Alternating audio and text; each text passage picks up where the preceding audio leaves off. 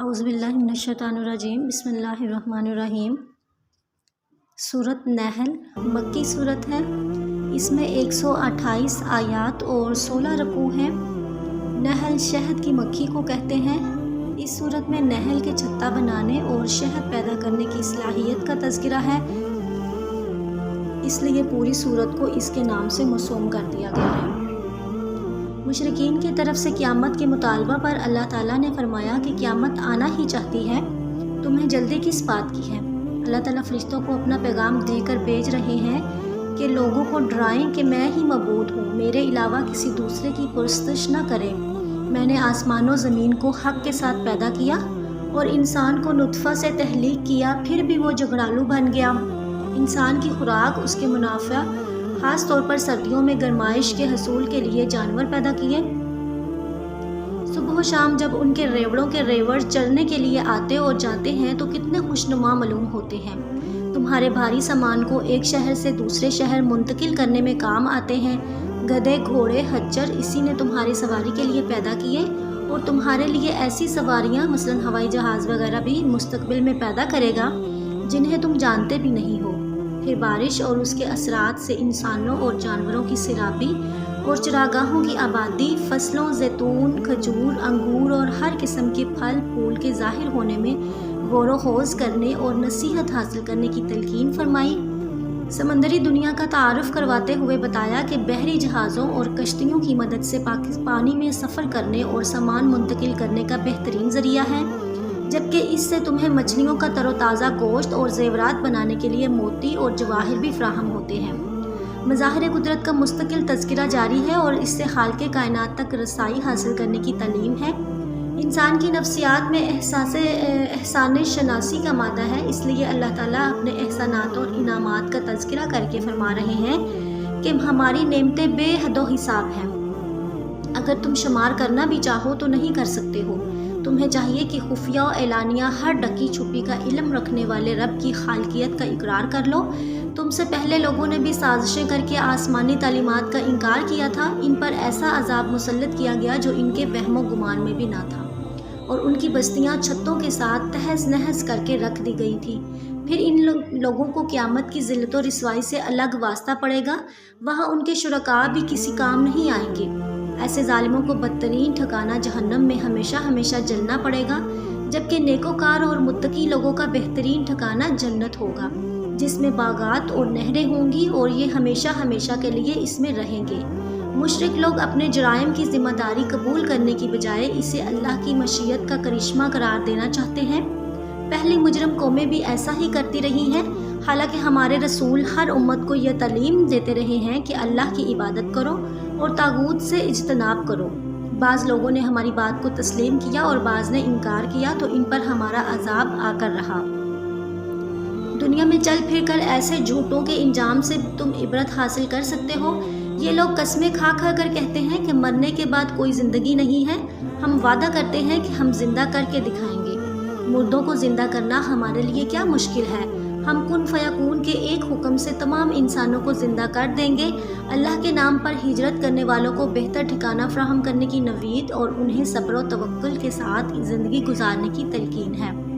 انبیاء اور رسول انسان ہوتے ہیں اور دلائل و شواہد کی روشنی میں توحید بیان کرتے ہیں۔ گناہوں کو دنیا میں پھیلانے کی سازشیں کرنے والے اللہ کے عذاب سے نہیں بچ سکیں گے۔ یہ لوگ دائیں بائیں جھکنے اور بڑھنے والے سائے میں غور کر کے اس نتیجہ پر کیوں نہیں پہنچ جاتے کہ زمین و آسمان کی ہر مخلوق حتیٰ کہ فرشتے بھی اللہ ہی کے سامنے سجدہ ریز ہوتے ہیں اور کسی قسم کا تکبر نہیں کرتے۔ بلندیوں کے مالک اپنے رب کے عذاب سے خوف زدہ رہتے ہیں اور انہیں جو حکم دیا جاتا ہے اس کی حرف بحرف پابندی کرتے ہیں۔ بعض مشرکین کے تصور کی نفی کی گئی ہے کہ پوری کائنات کو دو خدا چلا رہے ہیں، خیر کا خدا یزدان ہے اور شر کا خدا ہرمن ہے۔ اسی سے یہ نظریہ بھی باطل قرار پاتا ہے کہ آسمانوں کا خدا احد ہے اور زمین کا خدا میم کے پردہ میں احمد ہے۔ پھر اللہ کے لیے اولاد کے عقیدہ کی تردید کرتے ہوئے فرمایا کہ مشرکین کہتے ہیں کہ فرشتے چونکہ نظر نہیں آتے، عورتوں کی طرح چھپے رہتے ہیں، اس لیے وہ اللہ کی بیٹیاں ہیں۔ اللہ تعالیٰ نے فرمایا کہ تم خود تو بیٹیوں کو پسند نہیں کرتے، اگر کسی کو بیٹی پیدا ہونے کی خوشخبری سنائی جائے تو اس کے چہرہ پر مایوسی چھا جاتی ہے اور وہ منہ چھپائے پھرتا ہے اور سوچتا ہے کہ میں ذلت و رسوائی اٹھانے کے لیے بیٹی کی پرورش کیوں کروں یا اسے زندہ درگو کر دوں۔ اس کے باوجود اللہ کے لیے بیٹیوں کا عقیدہ قائم کر کے تم نے بدترین فیصلہ کیا ہے۔ انسانوں کے جرائم اور مظالم اس قدر ہیں کہ اللہ تعالیٰ ان پر گرفت کرنے پر آ جائیں تو کوئی جاندار زمین پر زندہ نہ بچ سکے۔ اللہ تعالیٰ نے جرائم پر محاسبہ کے نظام کو قیامت کے دن تک مؤخر کیا ہوا ہے، جسے ٹالا نہیں جا سکتا۔ پھر اللہ نے کائناتی شواہد سے توحید و رسالت کے مزید دلائل پیش کر کے جانوروں کی مثال شروع کر دی۔ چوپایوں میں تمہارے لیے عبرت کا سامان موجود ہے۔ اللہ تعالیٰ خون اور گوبر کے بیج میں سے خالص مزیدار دودھ تمہیں پلاتے ہیں۔ شہد کی مکھی میں مظاہر قدرت کا مطالعہ کر کے دیکھو، اسے ہم نے پہاڑوں، گھروں کی چھتوں اور درختوں پر چھتا بنانے کا سلیقہ عطا فرمایا ہے۔ پھر ہر قسم کے پھلوں اور پھولوں سے رس چوس کر دور دراز کا سفر طے کر کے اپنے چھتا تک پہنچنے کی سمجھ عطا فرمائی۔ پھر مکھی کے پیڑ سے مختلف رنگوں اور ذائقوں کا شہد نکالا جو انسانوں کے مختلف امراض کے لیے شفا اور صحت عطا کرنے والا ہے۔ سوچو بچار کرنے والوں کے لیے اس میں دلائل موجود ہیں۔ اللہ ہی تمہیں مارتے ہیں اور جلاتے ہیں اور تم میں سے بعض کو بڑھاپے کی عمر تک پہنچا دیتے ہیں کہ اس کی یادداشت کمزور ہو جاتی ہے اور وہ معلومات رکھنے کے باوجود کچھ سمجھنے سے قاصر ہو جاتا ہے۔ اللہ بڑے علم و قدرت والے ہیں۔ اس کے بعد توحید کے مزید دلائل پیش کرنے کے بعد معبود حقیقی اور معبودان باطلہ کا فرق دو مثالوں سے سمجھایا ہے۔ ایک غلام جو اپنے جان و مال کے معاملے میں بالکل بے اختیار ہے، مالک کی اجازت کے بغیر کچھ نہیں کر سکتا۔ دوسرا آزاد شخص ہے جو وسیع و مال و دولت رکھتا ہے اور شب و روز فقراء و مساکین کی مدد کرتا ہے۔ جس طرح ان دونوں افراد کو برابر سمجھنے والا عدل و انصاف کے تقاضوں کا خون کرنے والا ہے، اسی طرح معبود حقیقی کے ساتھ بتوں کو شریک سمجھنے والا عقل و خرد سے عاری ہے۔ ایک غلام گونگا بہرا کسی کام کا نہیں ہے، اپنے مالک پر بوجھ بنا ہوا ہے، اور دوسرا معتدل زندگی گزارنے والا اور معاشرہ میں خیر اور نیکی کو پھیلانے والا ہے۔ کیا یہ دونوں برابر ہو سکتے ہیں؟ دلائل توحید اور روز قیامت کا تذکرہ جاری ہے۔ قیامت کے دن مشرکین اپنے معبودوں سے برات کا اظہار کرتے ہوئے اللہ تعالیٰ سے عہد وفا باندھنے کی کوشش کریں گے، مگر وقت گزر چکا ہوگا اور اللہ کے دین کے راستہ میں رکاوٹیں کھڑی کرنے والے کافروں کو ان کے فساد پھیلانے کے جرم میں سزا پر سزا کا سامنا کرنا پڑے گا۔ اس کے بعد قرآن کریم کی ہدایت اور رحمت ہونے کا بیان ہے اور بتایا ہے کہ اللہ تعالیٰ عدل و احسان اور غریب پروری کی تعلیم دیتے ہیں اور ظلم و بے حیائی اور منکرات سے باز رہنے کی تلقین فرماتے ہیں۔ اللہ کا عہد پورا کرو اور ایمان و اعمال صالحہ کی نعمت سے سرفراز ہونے کے بعد اس کو چھوڑ کر کفر کا راستہ اختیار کرنا ایسا ہے جیسے کوئی عورت روئی کاٹنے کے بعد تیار ہونے والے سوت کو الجھا کر اپنی ساری محنت کو ضائع کر دے۔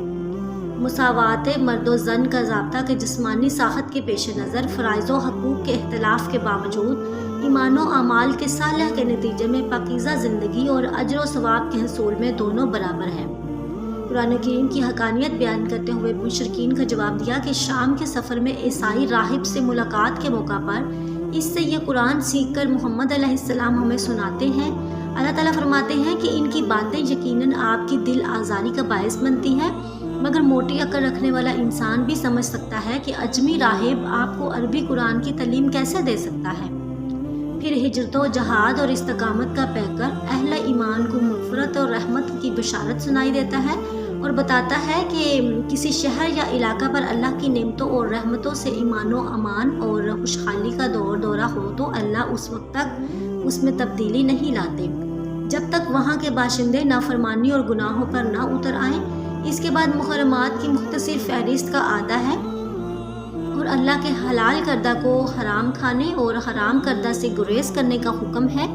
پھر ابراہیم علیہ السلام کے پسندیدہ طرز زندگی کو اپنانے کا حکم اور دعوت و تبلیغ کا فریضہ ادا کرنے والوں کا تذکرہ ہے کہ حکمت موعظہ حسنہ اور سنجیدہ بحث و مباحثہ کی مدد سے اللہ کی طرف لوگوں کو بلایا جائے۔ پھر انتقام اور بدلہ لینے کا قانون بتایا کہ اس میں مساوات پیش نظر رہے اور حد سے تجاوز نہ کیا جائے۔ اللہ کی مدد اور توفیق سے دین اسلام پر ثابت قدمی کا مظاہرہ کرنے کی تلقین کے ساتھ آخر میں خوشخبری سنا دی کہ اللہ تعالیٰ تقویٰ اور احسان اعلیٰ کردار کے حاملین کی ہر قدم پر مدد و نصرت فرمایا کرتے ہیں۔ سبحان ربک رب العزت عما یصفون وسلام علی المرسلین والحمد للہ رب العالمین، آمین۔